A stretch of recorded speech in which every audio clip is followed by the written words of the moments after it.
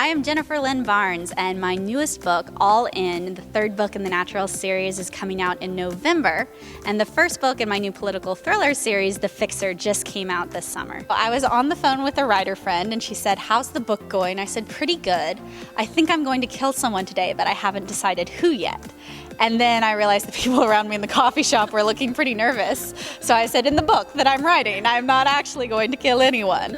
I also have a bad habit of marking out my fight scenes. So it's like, okay, they've got a knife, they're doing this. And people end up like staring at you across the coffee shop. But these are the risks you take when you're an author. Is it something that you will then get embarrassed or like whatever?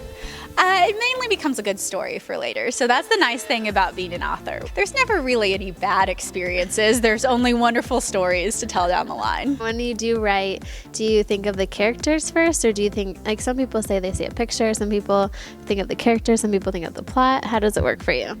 It really depends from book to book. So I'm working on my 17th book right now, and I always think that I'm gonna learn how to write a book, but I only ever learn how to write the book that I am currently working on. So for my most recent series, The Naturals, sort of a teenage Criminal Minds, is because while I was writing my PhD dissertation, basically working on my dissertation and watching Netflix. And I was watching Bones and Lie to Me and NCIS. I swear I watched like 20 seasons of police procedurals, and I'm a YA author, so I was like, you know, it'd be great if it was like this, but with teenagers.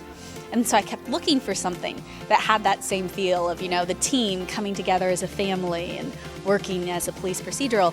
And there are books out there kind of like that, but nothing exactly like what I wanted to read. So then I just went out and wrote what I wanted to read. That's cool. I also have a new thriller series called The Fixer, which is a political thriller. So it's sort of a teenage version of House of Cards or West Wing or Scandal, because again, I'm like, where are the teenagers? What if they were all teenagers? So it's set at this private school in Washington, D.C. with the children of the politicians and the lobbyists and the reporters, and it's a political thriller mystery. So in The Naturals, they're all 1 in 100 million at what they can do. Whereas in Fixer, Tess is more of a normal, typical teen. She hasn't had a lot of those atypical experiences that have formed her into, you know, a young Sherlock Holmes type. She's very stubborn, she hates bullies, she stands up for what she thinks is right, and she's smart.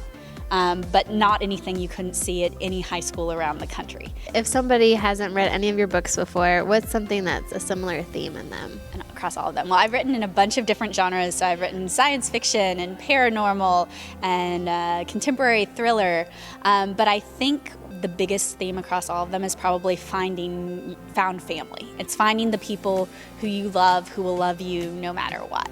And I think this is a hugely powerful theme, especially in young adult, because as a teenager, I hadn't yet found my people. I hadn't yet found the place where I felt normal and where I felt like every weirdness and eccentricity and secret I had, you know, it made people love me more instead of less.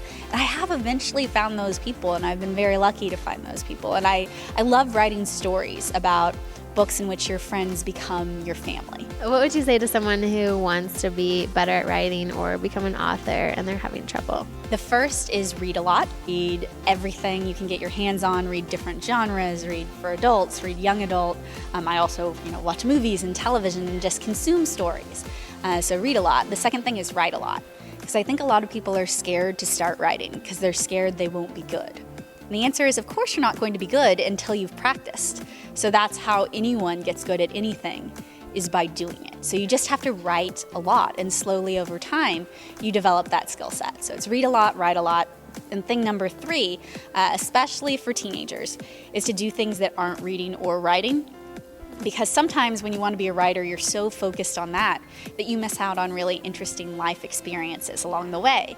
And unless you're going out and having other passions and experiences and doing things and caring about things, you're not going to have much to write about. So don't turn down any experiences because you want to write. Have those experiences and stockpile it to write about later.